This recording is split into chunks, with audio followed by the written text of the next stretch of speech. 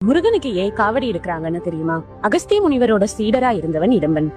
பலசாலியான அவன் எவ்வளவு பெரிய வெயிட்டா இருந்தாலும் ஈஸியா தூக்கிடுவான். முனிவரோட வழிபாட்டுக்காக கைலை மலைக்கு போய் சிவன் சக்தியோட சொரூபமா இருக்கிற சிவகிரி சக்திகிரிங்கிற மலைகளை ஒரு பெரிய மூங்கில் குச்சியோட 2 பக்கத்துலயும் கட்டி துலாபாரம் போல தன்னோட தோல்ல தூக்கிட்டு வந்தான். தான் பெரிய பலசாலி அப்படிங்கிற கர்வம் அவனுக்கு. கைலை மலையில இருக்கிற முருகப்பெருமான் அவனுக்கு பாடம் புகட்ட நினைச்சாரு.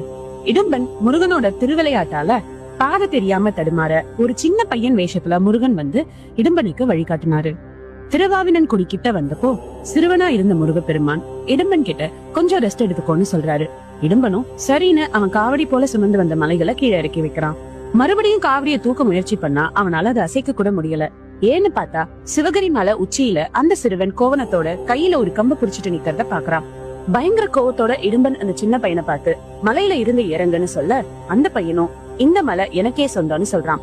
கோவத்துல இடும்பன் அந்த சின்ன பையனை அடிக்க போக சின்ன பையன் உருவத்துல இருந்த பகவான் முருகன் இடும்பனை புடிச்சு தள்ள அவனும் கீழே விழுந்து மயங்கிடுறான். அகஸ்திய முனிவரும் இடும்பனோட மனைவியும் முருகன் கிட்ட மன்னிப்பு கேட்க முருகப்பெருமான் இடும்பனை மன்னிச்சு தன்னோட காவல் தெய்வமா மாத்திக்கிறாரு.